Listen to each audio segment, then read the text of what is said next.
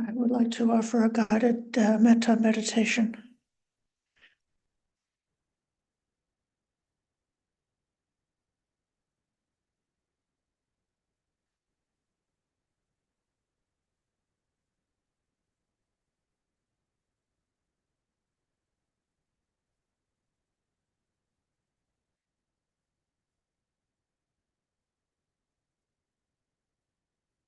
In preparing for metta meditation,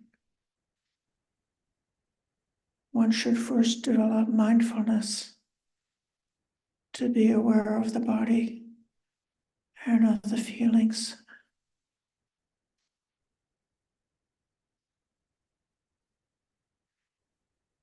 So simply sitting in the meditation posture with the body balanced and relaxed as possible.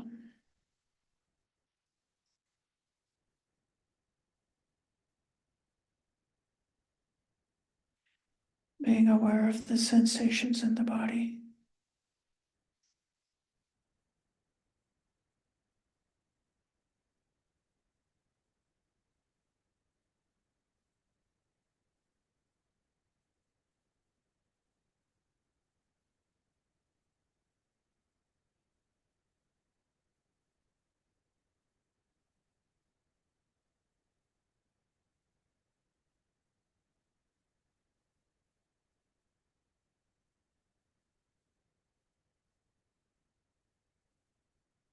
Being aware of the feeling that arises, whether it's pleasant, unpleasant, or neutral.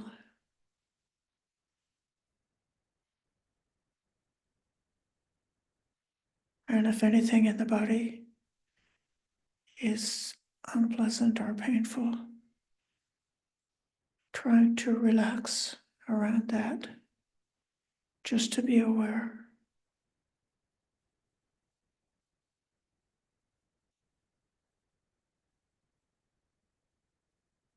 Aware of the state of mind.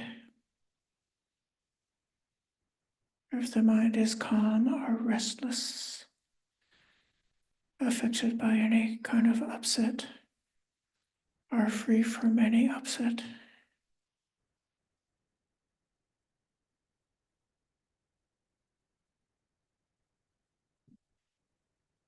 Taking a few minutes just to be aware.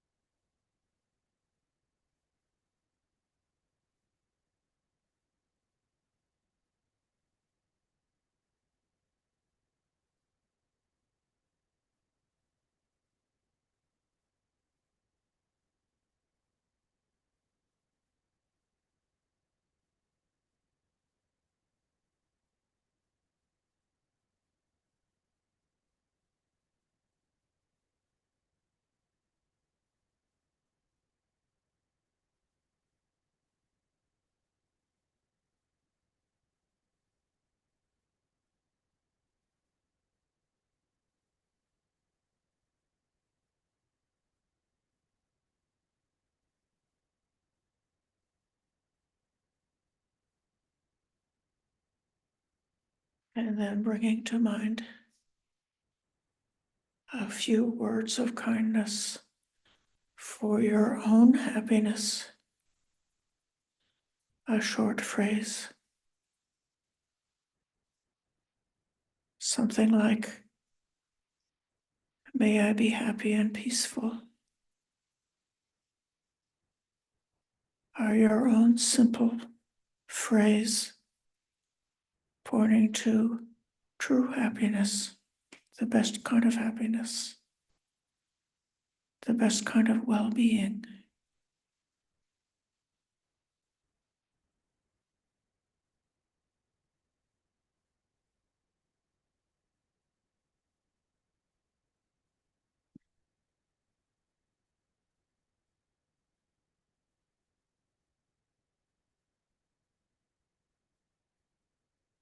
And then silently, clearly pronouncing the words of kindness, feeling the shape of each word.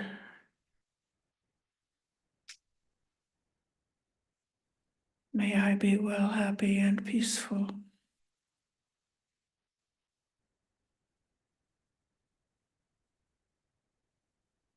May I be well, happy, and peaceful.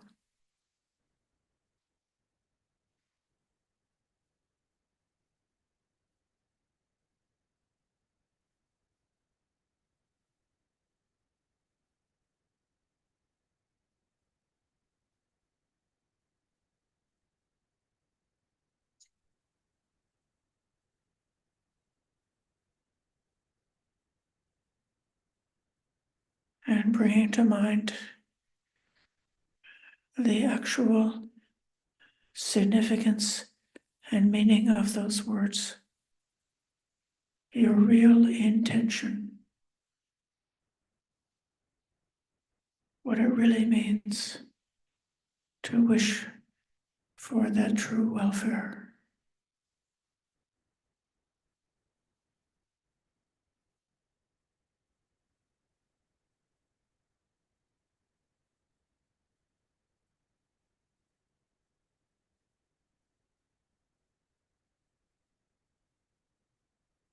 Keeping that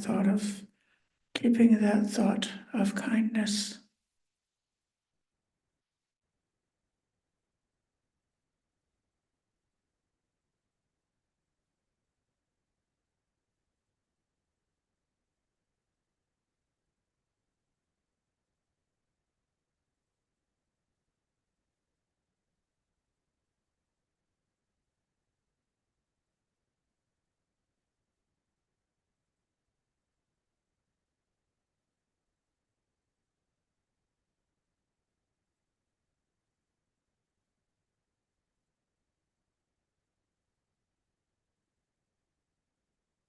And if there's a feeling in the body or a change in the body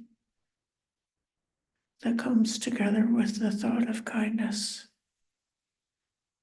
notice that feeling of kindness. May I be well, happy, and peaceful.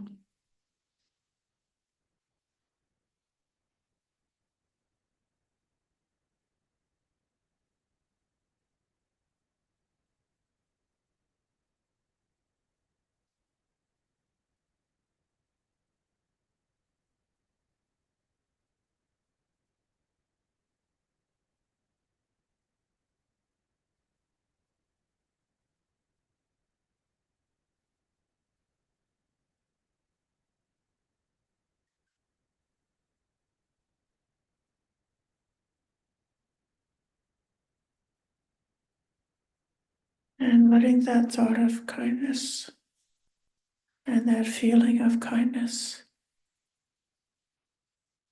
become more clear just by directing awareness, like the light of awareness and the thought of kindness goes together.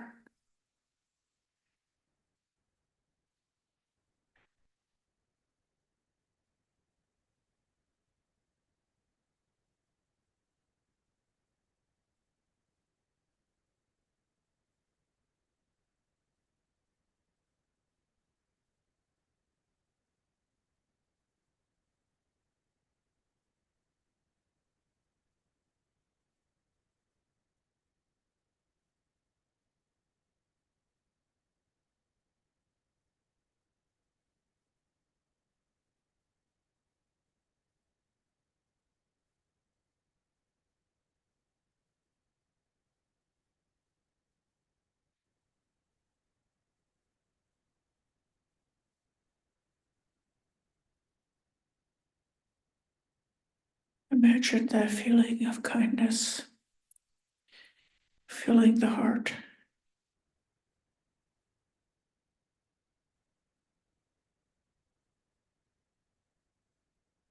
and spreading out to gently fill up the entire body,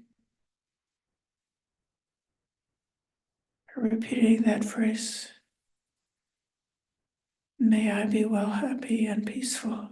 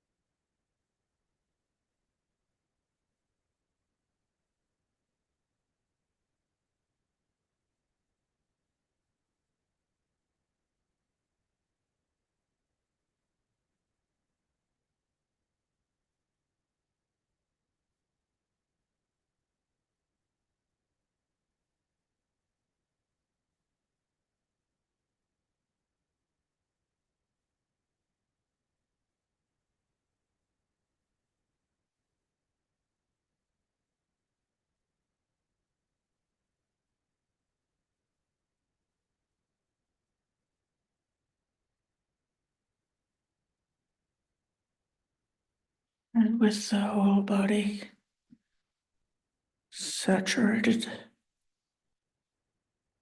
and endowed with the thought of kindness,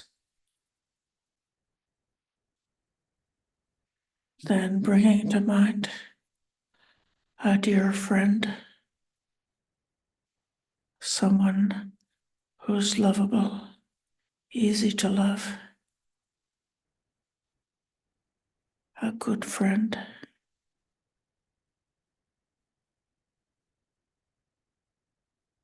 Thinking of one friend in particular and speaking their name, giving that same wish of kindness. Oh, dear friend, May you be well, happy, and peaceful.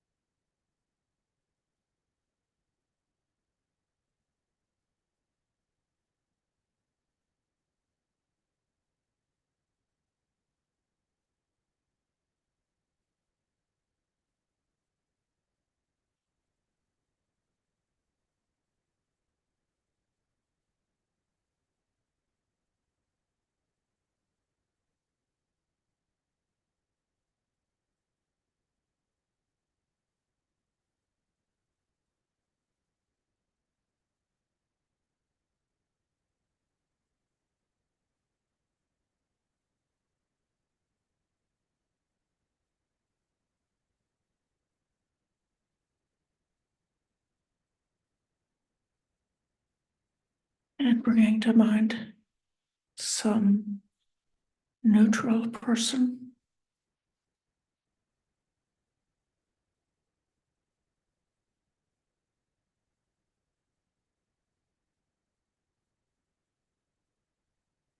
and giving that same thought of kindness for a neutral person.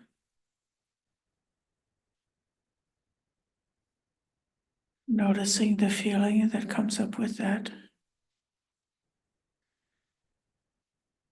He's calling them by name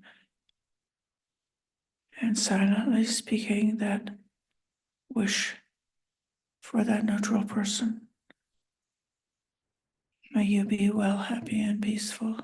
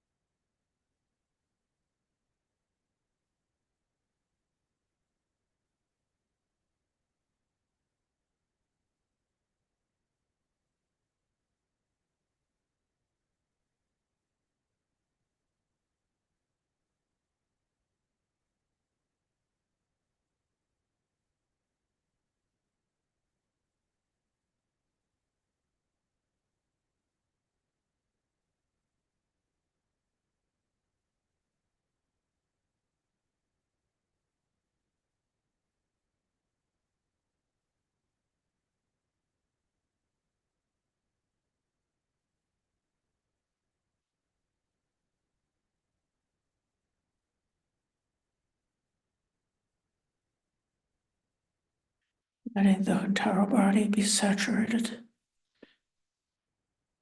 completely filled up with the feeling of kindness.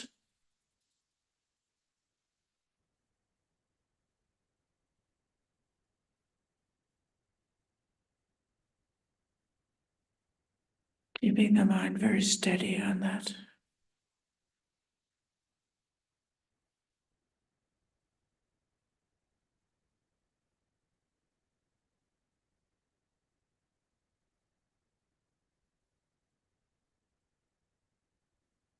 And bringing to mind a difficult person. Don't think about them too much. Just call their name and give that same wish. May you be well, happy, and peaceful. Letting the same kindness you have for yourself, for your dear friend, for your neutral person, letting that kindness wash over the neutral person.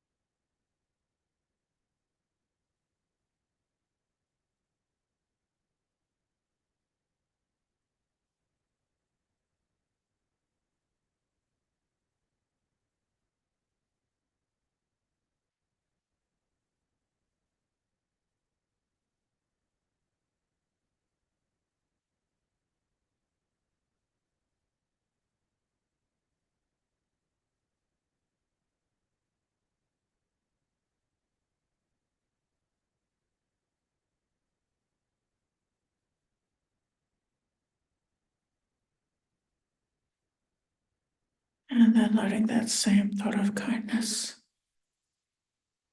go everywhere without any limits, going in all the directions for oneself as for all beings at every level, without exception. May all of them be well, happy, and peaceful.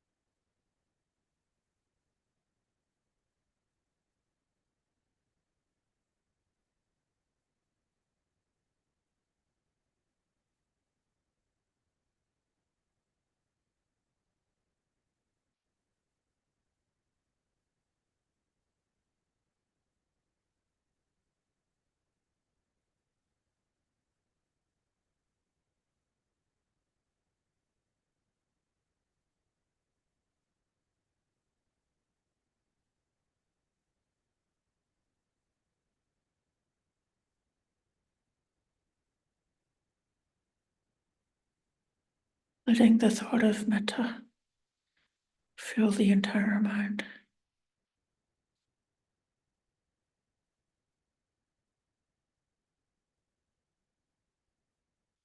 Letting the feeling of metta fill the entire body.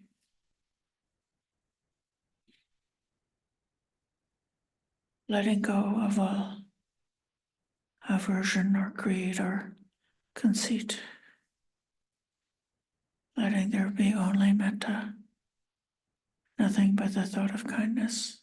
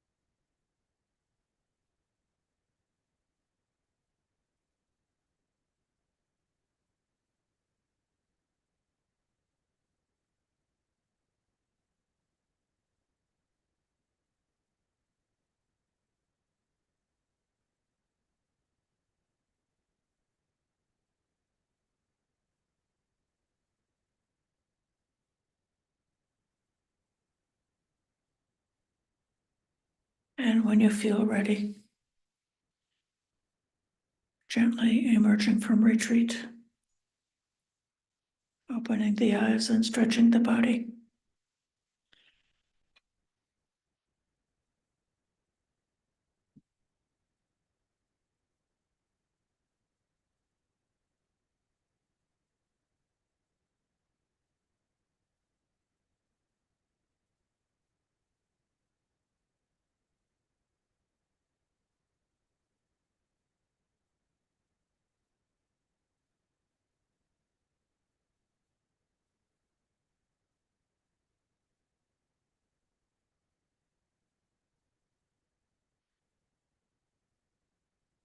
So, uh, loving kindness, or the practice of metta, is really essential for Buddhism. Uh, uh, Moving along in this practice of wisdom, trying to let go of delusions about the self, trying to let go of the negative states of mind, trying to become very neutral, or it's sort of similar to being stoic towards the things that are agitating or upsetting to the mind. The practice can, without metta, the practice can perhaps be too cold or too difficult, uh, uh, too, I don't know, detached or something like that. But the practice of metta is what is the protection of going too far on the side of a kind of a cold detachment.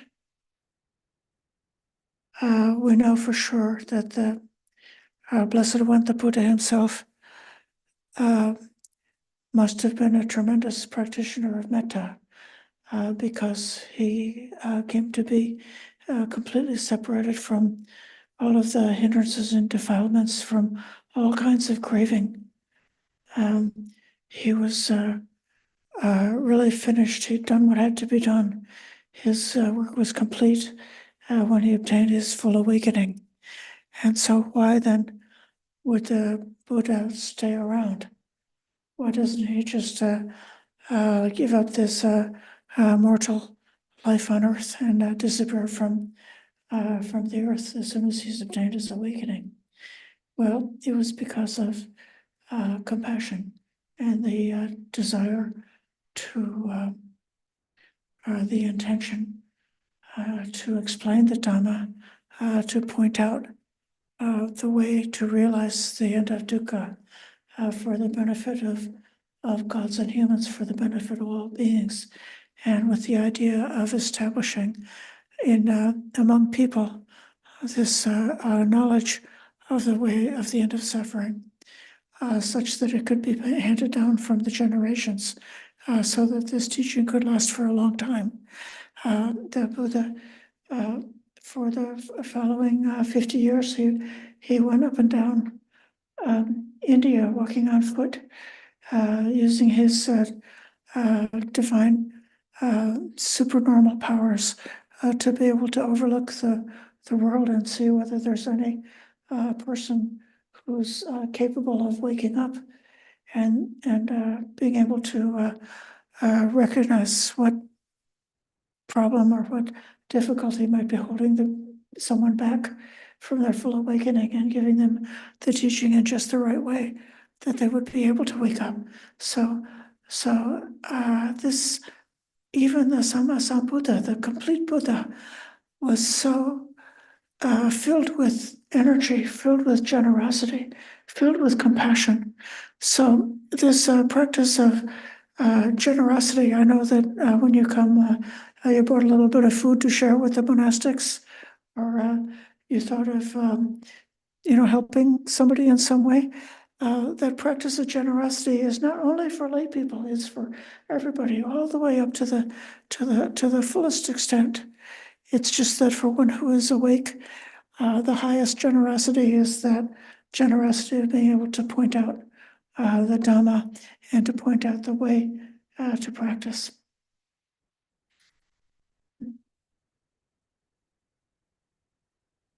As an object of meditation, it may depend on the habits of an individual. The breath meditation and the metta meditation, out of all the different subjects of contemplation, those are two of the most widely taught, the most universal and most popular. For some people, concentrating on the breath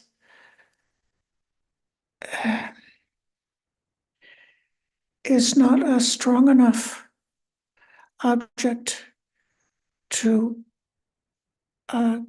get their attention and to have them to be able to stabilize the meditation on that breath practice. And in that case, something like the practice of loving kindness, it's a little bit more active, isn't it? And so it could be that one would be able to regularly and consistently sit for the whole hour of meditation or whatever meditation period you determined on, and not lose the meditation or fall into drowsiness or fall into being distracted by thoughts because of practicing metta.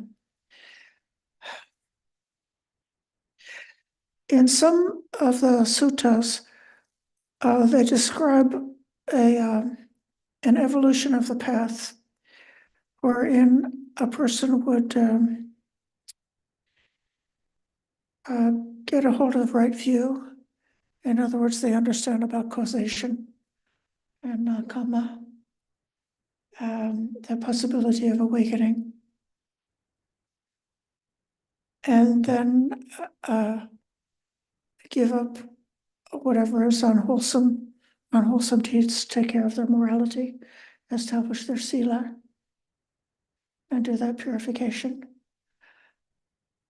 And then, based on right view and right sila, they would develop the thought of loving kindness, develop that meditation, spreading the thought of loving kindness without any boundaries, without any limitations in all the directions. Then, having gotten those three things together, the right view, right sila, and right meditation, right loving kindness practice. If a person could keep those three things going. And if they would happen to pass away right there, come to the end of their life, they would be headed for a heavenly rebirth. That's one reason why metta, loving kindness, compassion, sympathetic joy, and equanimity are called the four Brahma Viharas, or the divine abidings. That if one doesn't reach the highest awakening, they would at least lead one to birth in a heavenly realm. And being aiming for heaven is a little bit like being in heaven right now. It's like a pair of special glasses that enable one to be able to perceive the beautiful and the sublime, and not to be too much overwhelmed with that distress about that which is ugly or that which is painful or dukkha. So in that way, the practice of loving kindness is something like a shock absorber. So if a person is doing that meditation very regularly, then if somebody cuts you off in traffic, or if somebody speaks to you harshly, or even if somebody does something that's kind of mean and cruel, you wouldn't immediately feel as much of a shock of distress and upset. So you wouldn't so easily pick up the upset. This is, the part of the Eightfold Path that's called our right effort, is to prevent unwholesome states of mind from arising, or to quickly abandon unwholesome states, or to arouse wholesome states of mind that did not exist before. Or if a wholesome state of mind has arisen, to establish, protect, cultivate, and develop that wholesome state of mind and make it continuous. So one way of preventing an unwholesome state of mind is the presence of the wholesome state of mind. So if your mind is full of kindness, at that point, there's not room for the thought of anger to arise. Even it said in the sutta that if a person says, I am fully practicing loving kindness, I've realized the liberation of the heart through loving kindness, and yet anger is present in me, the Buddha would say, no, that's impossible.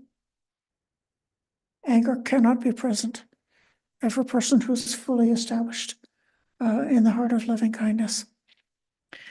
Then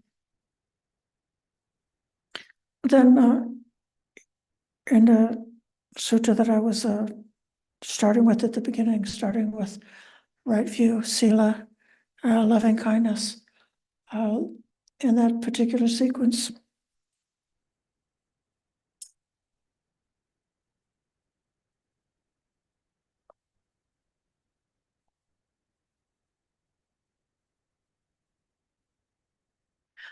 the Buddha says that one would abandon the hindrances and enter into samadhi. So loving kindness comes first, and abandoning of the hindrances comes second. And then comes samadhi, which is the concentrated meditation. And then based on samadhi, one is able to know and see reality as it actually is. And based on knowing and seeing things as it actually is, then one would experience the fading away and letting go of any kind of clinging. And one would experience liberation of the mind from the the taints, which are the deepest formations buried within us. There are other places, different teachings, different suttas, where it says that one would abandon the hindrances and then develop loving kindness. It says first abandon the hindrances, and then, in effect, that's a synonym for entering into samadhi, the characteristic of the first jhana, or the first level of samadhi, is that the mind has obtained seclusion from sensual desire and seclusion from unwholesome states of mind. And so then the sutta says that one enters that state, and then within that state is practicing loving kindness. So I would invite you to consider that there are different levels or different ways of practicing loving kindness, that it can simply be a reflection, simply a simple thought, something that can be aroused while you're on the go. When you're doing the dishes, you can do the dishes with loving kindness. What does that mean? One would think,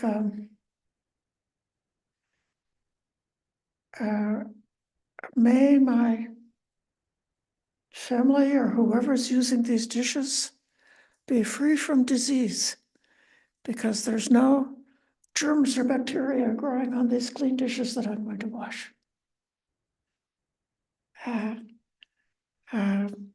May I have the mental ease and tranquility from seeing a clean and tidy stack of clean dishes instead of a pile of dirty dishes.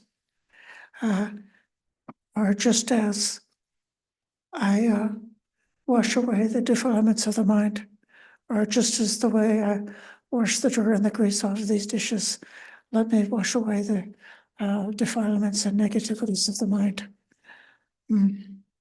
So loving kindness can be done.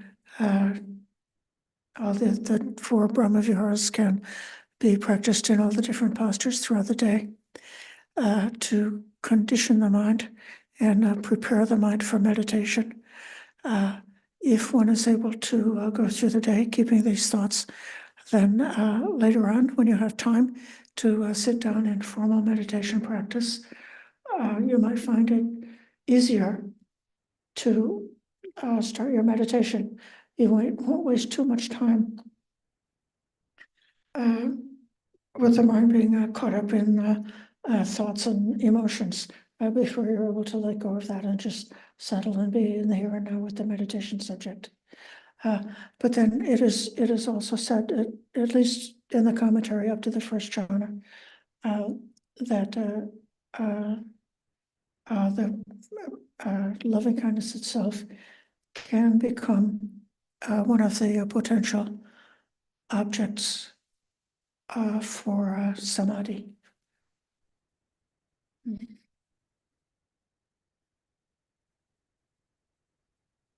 If one is trying to practice in that way, practicing loving kindness for the sake of developing samadhi, the technique that I was taught by Bhante Sujato, and he got it from Ajahn Mahachat Chai, who I think was a monk in the Bangkok area. He suggests using the feeling of kindness as the learning sign. So the object of meditation is the thought of kindness, the intention of kindness. You're not practicing this meditation because you want to get a nice feeling. You're practicing this because you want to be able to stabilize the mind onto and keep it in a steady kind of way on this boundless intention for non-harming or for welfare in all directions without any limitations for oneself and for all beings, or for all beings, including oneself as being a member of the universe of sentient beings. But the feeling of loving kindness, if you take that as the learning sign, you're just aware of whether the feeling associated with kindness is present or not. That feeling could be something that's extremely bright and powerful and like a tidal wave, like a tsunami of incredible feeling of kindness, or feeling like being showered with angel dust, or, some kind of like strong feeling like that. Or it could be a feeling that's much more subtle and calm, or even for some people, the feeling of kindness could be kind of like a cool and calm feeling, not necessarily even as, like in the West, we think of kindness as being warm, because we live in a cold country. And we appreciate if, like, mother is like warm when she holds the baby and she's making the baby warm. But if you lived in a hot country, maybe your mother's hand would be cool. And if the baby like has a fever or something, mother can touch the baby and help the baby to cool down and be comfortable. Seesaw kindness, or like true happiness, sometimes feels like warming up, sometimes feels like cooling down. But there's a feeling of kindness. As long as the thought of kindness is present, the feeling will also be present, because the body and mind are connected. And then if you notice that you lost the feeling of kindness, it's probably because your mind became distracted. You've lost the thought and started to think about something else. And then you should go through the sort of like your starting procedure to establish mindfulness, to clearly bring up the phrase, be conscious of the meaning. It's a little bit of thinking meditation, like thinking about what loving kindness really is, and then not with active thinking, but just holding that intention. If you Some people find it difficult or impossible to practice loving kindness. They try, but they can't do it. And what Bhante suggests is the reason why that sometimes happens is there's some impediment, some defilement, some problem, which is blocking you from being able to practice loving kindness. One of the typical ones that he says he finds at that first level, bringing up kindness for one's own self, he says, well, it's self-hatred. You don't really like yourself, or you've learned that you don't deserve to be successful in meditation. This practice is not for me. I'm not good enough for something like that. And so then, whatever it is, your answer might be different. But if you if you can recognize what the hindrance is that's blocking you, and then try to do some other kind of contemplation to overcome that hindrance. For myself, when I was just learning this meditation many years ago, oh my gosh, it's 28 years ago. Okay. If I got the idea,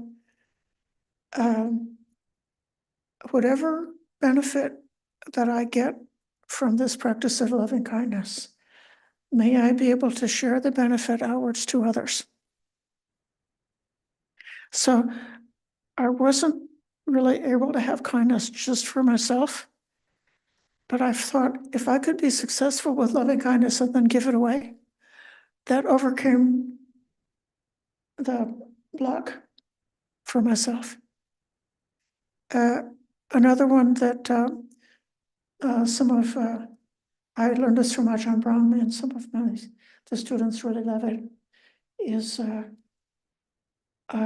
picturing there's a tree in the forest, which is being grown for lumber.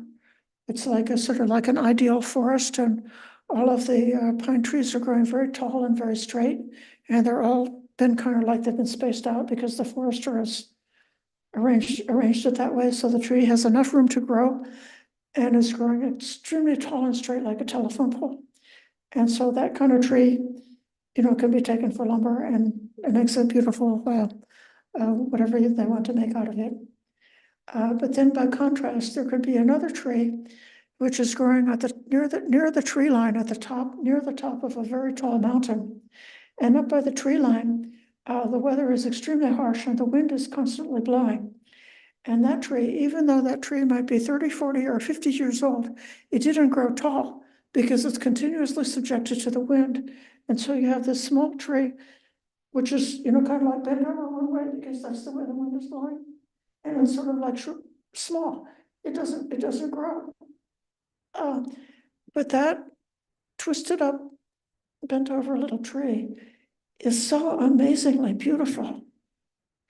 It's like, as a photographer, you would much rather take a picture of that little tree that is showing the sign of all the wind and the weather than taking a picture of a tall tree like a telephone pole. And so we could think whatever the difficult causes and conditions in our own life that have caused our mental problems, that we are like a twisted tree, and all the hard times that we've been through has made us even more lovable, even more worthy of kindness. Of For the dear person, the one that we naturally love, he says that one of the common hindrances that comes up towards that person is greed, because you want them to love you back. And so it's difficult to think of kindness for your dear friend without the mind being distracted and wandering off into thoughts, because, I don't know, you're thinking about how much fun you're going to have when you see them or something like that. So he recommends doing the corpse meditation and picturing that person on their deathbed, dying, turning into a bloated corpse, turning into a corpse being eaten up by animals and insects, and eventually just turning to dust and blowing away. And with that consciousness, letting them be having the pure kindness, not affected by greed, with a neutral person. The typical hindrance is apathy, because you don't care about them. That's why they're neutral for you. You could care less. And he recommends doing a preliminary contemplation of really thinking of stirring up energy. Think of spiritual urgency about the importance, having enough zest to care, not just about the ones who you like, but to care about all of them, without any boundary, without any limits, even the little insect or the bug or something, that you care for all of them. And then for the enemy or the difficult person, the danger is proliferation, because the mind gets carried away with thinking of how to solve the problem. Like that difficult person is a problem for you because you don't like them, and you want to think that you could just change them to make them different, then they wouldn't be so difficult anymore. So then you don't want the mind to be caught up in proliferation. So in that case, Bhante Sujata suggests is, as a preliminary meditation, focusing on making the mind very stabilized, like as stable as a rock. He recommends meditating on the earth element in the skeleton, and picture the skeleton of the body being really solid and immovable. And then you bring up that thought of kindness for them, but you don't allow the mind to move into thinking of the story. He recommends that for each one of these persons, that you would try practicing loving kindness for one person at a time until you are able to enter into good sustained meditation. Keep the thought of kindness for them for 20 minutes or 30 minutes without losing track of your meditation. And that you're able to do it each time you sit down to do meditation. It's not that sometimes you can, sometimes you can't. Keep doing it until you can do it anytime you choose it. You can sit down and do meditation towards, let's say, towards yourself. You're always able to bring up meditation. You're always able to stabilize in it. And then to stay there without getting lost. And only after you've really mastered being able to have kindness for yourself, then go on to kindness for the dear person and so on. So then by the time you have learned how to extend loving kindness to each one of those four kinds of persons consistently, you will have learned to overcome several different kinds of hindrances. You've become very skillful with your mind to be able to balance, to see what's the state of mind, what does the mind need to overcome the hindrance. So it's just the same way, like sometimes, the mind is too sluggish, you've got to make it bright, or the mind is too restless, you've got to make it steady.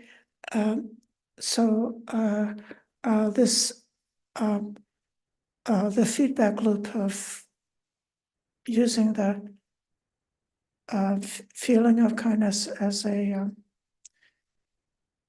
learning sign or as the barometer to know whether this practice is still on, whether you've lost the practice or not.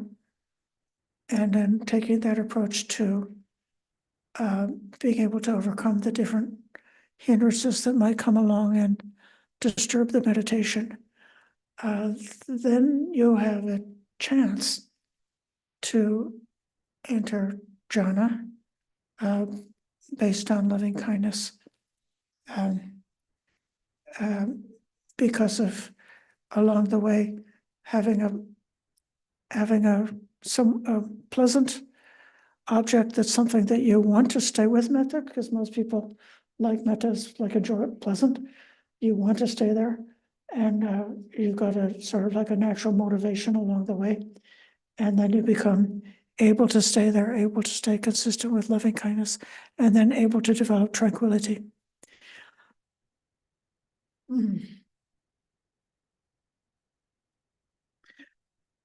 if one, becomes capable of meditation, then one becomes capable of wisdom. And it's within the realm of wisdom that the real practice of peace is able to come along. That one can have the insight based upon which the mind will no longer be subjected to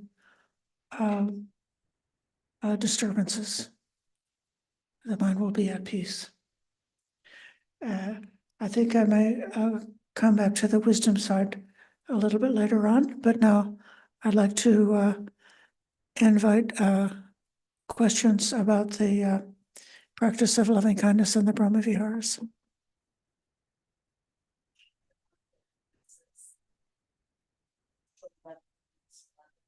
Yes. Do you have any suggestions on how to show love and kindness to yourself without becoming selfish?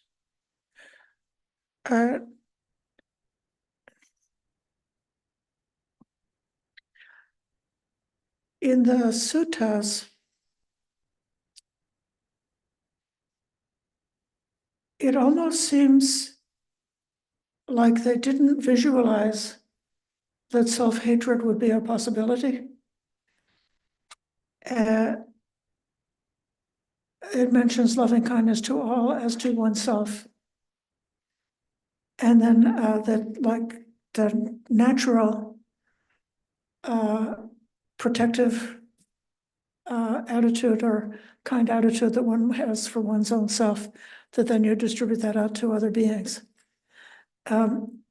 It's only in later in the commentary that there's the explicit mention of developing loving kindness towards one's own self as a starting point, as a separate theme or as one of the persons.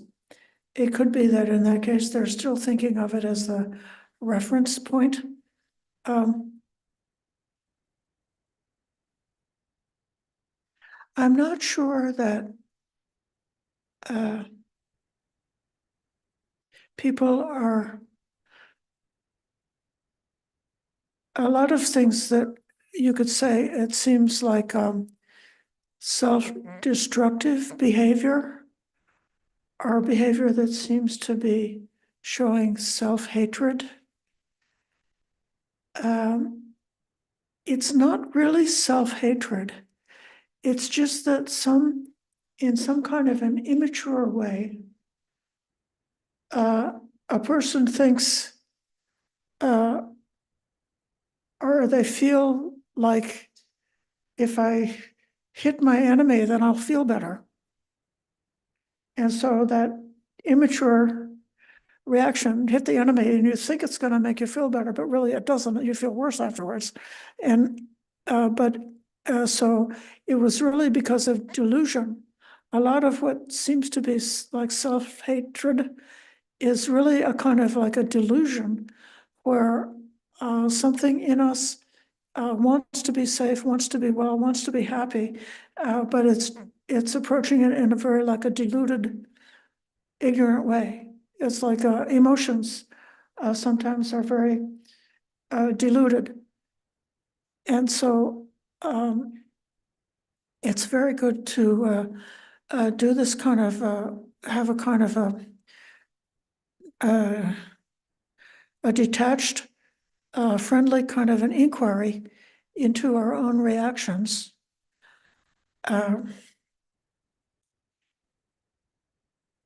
In order to allow even like an evil thought, if you're in denial about it, you're never going to take care of it because you don't know what's going on. But if you're willing to look and see, you might see, oh, this has arisen from me. Oh, that's not right. I don't want that. So I can say, well, thank you for sharing. I once had an enemy, and this was after I first encountered the Dhamma.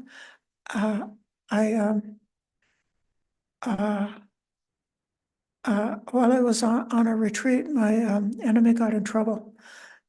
And so I couldn't meditate during the retreat because I couldn't stop myself about thinking what was going to happen if my enemy was going to get kicked out or what. And it was torture. I couldn't meditate. I was completely unable to meditate, an agony. And so I invented a kind of meditation. I'm not thinking, a spade is in the deck of cards, it's a spade. It's not referring to a black person. This is just one of the cards. There's something called calling a spade a spade. So I guess the spade is an unlucky card or something. So I just was doing like this sort of like inquiry into my own disturbed emotions and saying, well, Mrs. Anger, what do you really want? What is it that you want me to do if I could do whatever you want me to do? And the emotion came back very clear. It says, get rid of your enemy. And it was like, it was shocking. I would never follow an instruction like that because I know how evil it is. But I was able to acknowledge it. And then just say, well, thank you for sharing. And I know that in some kind of deluded way, some like childish part of myself has got this childish and unwholesome reaction, but it's because of the desire for happiness, the desire for welfare, desire for well-being. So, and then as you go along, I think it can be that any kind of self-destructive tendency that we find, if we explore deep enough, we'll find out there's some kind of like something we're afraid of.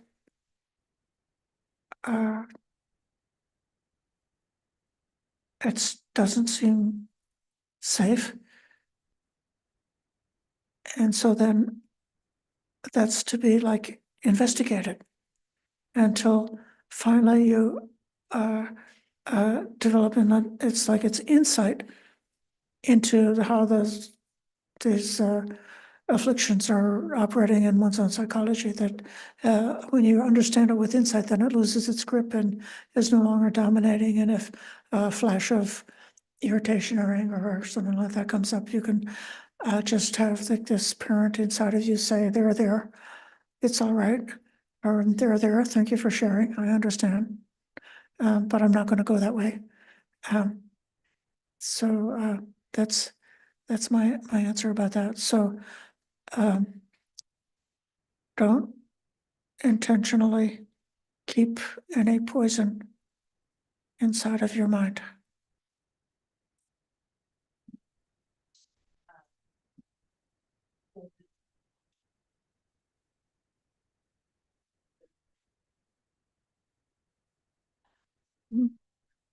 Yeah. So METTA as the Pali word, and it's often translated as loving kindness. So that will be the intention for non-harming, or for the happiness and true happiness and welfare. Metta has the quality of being for all beings without any distinction, whether they deserve it or not, without making any kind of differences. Metta just wishes for every sentient being to have their happiness and their true welfare. That's distinguished from compassion, which sees the suffering of a person who's has some kind of loss and some kind of danger, and who has the intention for them to come out of danger. And is distinguished from sympathetic joy, which notices the gains and success of beings and wishes for them not to lose what they've gained. And the fourth of the four Brahma Viharas is called equanimity. And then equanimity wants to, in an even kind of way, to overlook whatever is going on, whether it's pleasant or unpleasant, no matter what it is. Equanimity is able to see very clearly without any disturbance. So those are the four Brahma Viharas, but in the suttas, metta is mentioned the most frequently, and metta sort of includes all of the other ones.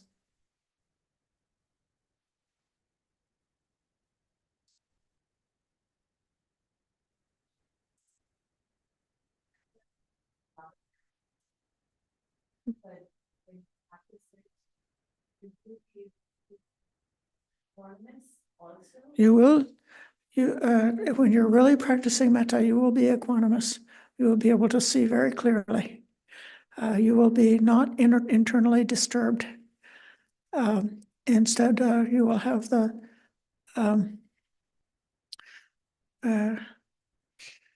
clear seeing. You say passion is what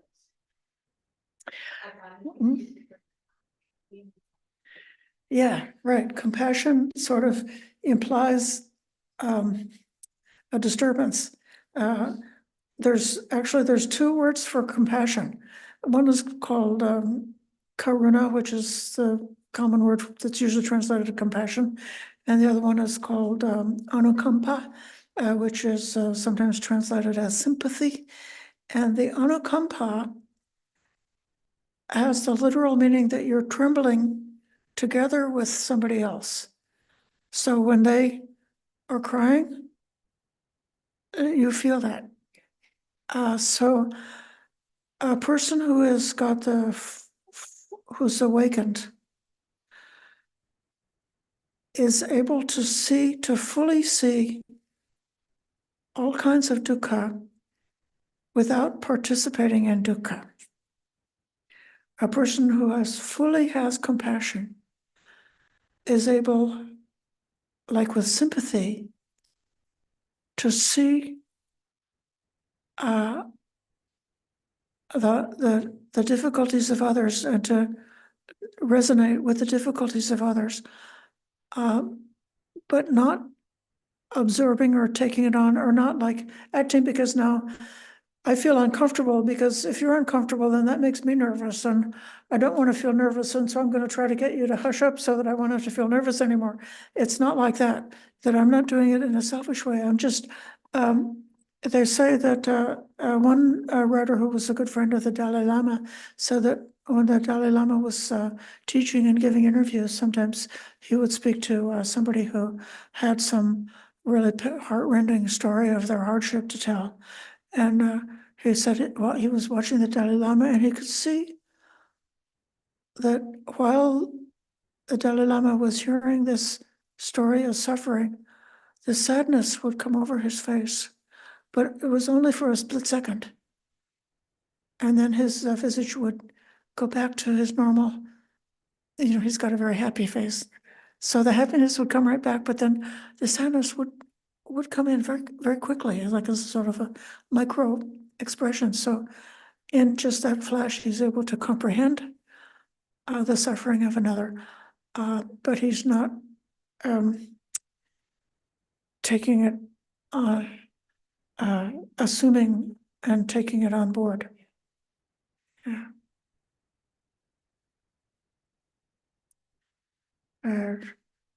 In some places, they talk about acquisitions.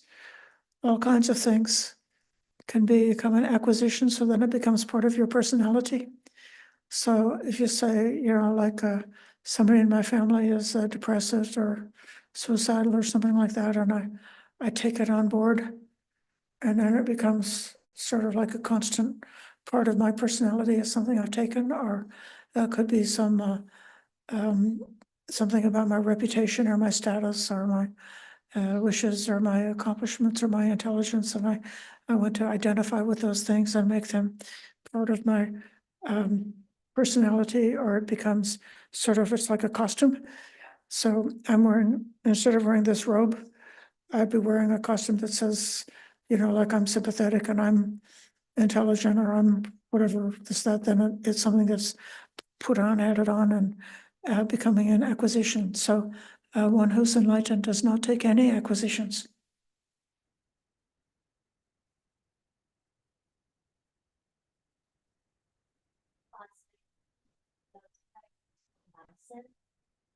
My love and I can't think the love for the person. When I try to do, then the thoughts keep coming, what she did bad with me. So how I can do that? Yes. Keep trying. That's the one important thing. Same thing. I cannot create metta towards someone that dislike easy. Yeah. I already have resentment. Right. So I cannot create metta towards Yeah. someone that dislike me. Yeah. Even though I don't dislike it, but I create resentment. Yeah. That person keep doing bad to me, and they, right. I try to do every time, but then I can't do it.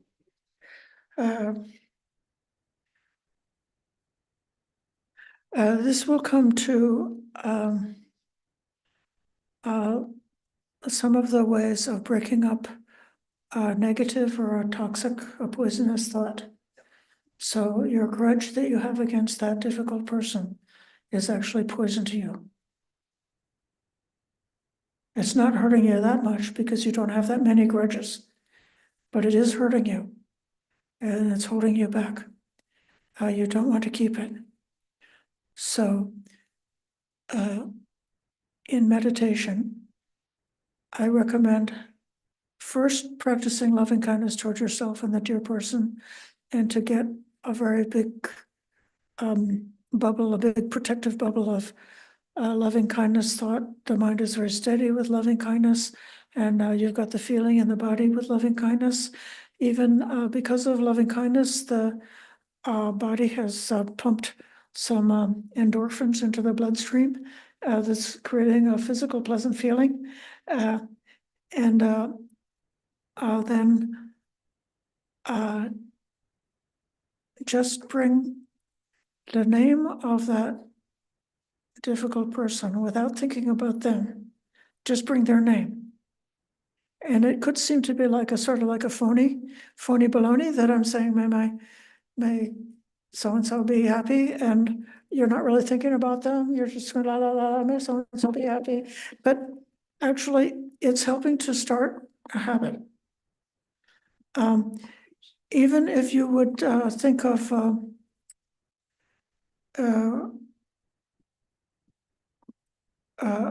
examine your perceptions, why that person is your enemy, and see whether you could focus on a different aspect of that person, which is not so hateful to you. So they could be like, even like Adolf Hitler was very nice to dogs. So it's like, oh, he likes his doggy, puppy doggy. And so it's not that you're saying that he wasn't a mass murderer, but you're not thinking about his murders. You're thinking about his tenderness towards the puppy in order to help your own mind to calm down. I'm going to give one third method to get rid of a grudge. And that would be to do them a favor. Even if it seems to be a phony baloney, you will, like, on purpose, you've done something nice for that person.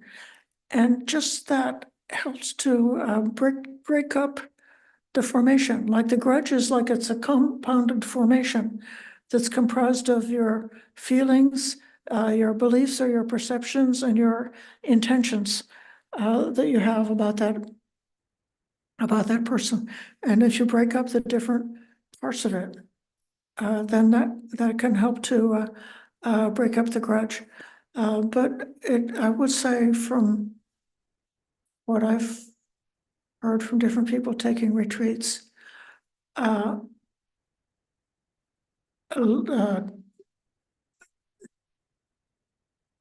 meditation is really powerful because it's safe. If you're just sitting in the meditation hall practicing meditation, your enemy is not going to come in here and hurt you. So it's a safe place for practicing. And if you really make the effort, like repeatedly, with like just what I said, bring up the thought of loving kindness for the other persons that are easy until one is really established with the thought of metta, and then bring that person to mind and see then if it's possible to give metta for that person. And I have had people tell me that within meditation retreat, they broke the boundary and discovered that their hatred towards that person evaporated. And it's actually that happened to me. This was, again, I'm going back 30 years when I was first encountering this Dhamma. I did have an enemy at that time. And that enemy used to always come into my dreams like he was always in my dreams breaking into my house and really threatening me, as well as in real life. And in my dreams, I always would call the police, and the police would come and say, "Ha ha, he's allowed to be here." Ha ha. So after I learned about loving kindness, they gave a guided meditation where you take each one of the persons, including yourself, and make them a baby, and hold a little baby in your arms, and then give the wish of kindness for the little baby. Okay, so I learned this practice, and then after taking a loving kindness retreat, I dreamed that my enemy was there, but he was very weak. Uh, uh, and he wasn't really able to hurt. Actually, he was calling the police, but the police wouldn't come. And so then I sort of woke up a little bit, and then I went back to sleep, and I made him into a little baby, and I put him in my arms to give him loving kindness. And as a baby, he bit my finger. It shows, that imagination does have a place in meditation. And in my dream, or I don't know, it was half a dream, half awake, I just spoke to him with such clarity. I said, "Bill, I don't care what you do to me, I'm never going to stop this practice." And it was completely broken. I never had another thought of hatred towards that man. So it's possible, I promise you, it's possible to give up, to practice loving kindness towards your enemies. And then even if resentments come up again in the future, each one that comes along, you will be able to find out how to get rid of it. But if you believe that it's possible, and you make the effort using the methods that I suggest, about within meditation, and also examining your own perceptions and dwelling on the perceptions that are not so upsetting to you, and establishing a good intention. Instead of hurting them, you have the intention to help them. And so then try to see if you can do something to help them. Yeah, but that's the point. That's where this practicing for peace. That's why I'm saying it's not real. If you say, "I have loving kindness towards all the beings in the whole world except the communists. I hate the communists." So somebody like that, then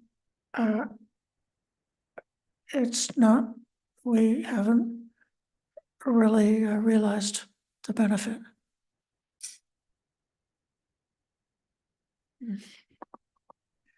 We've been sitting for a long time. For those who was willing to, there's another question? Oh, yes. Sorry, I'm having really difficulty in hearing. You mentioned something about metta or something. Yes, What is it? metta, metta is the METTA, the practice of loving kindness in the Pali language of Buddha. It's called metta. Okay. Okay.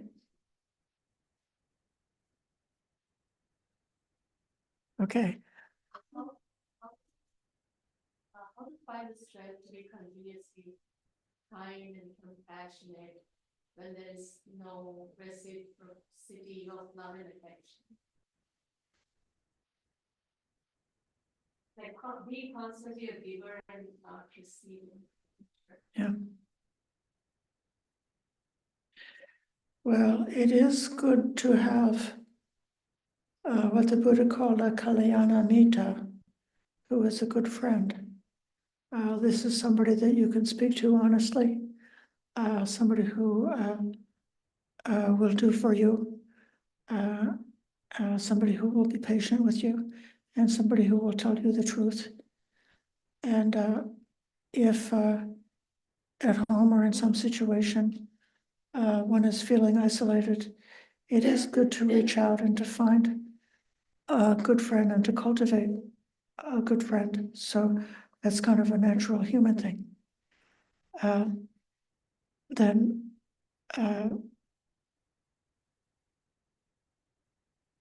if you are disappointed with other people, you can say,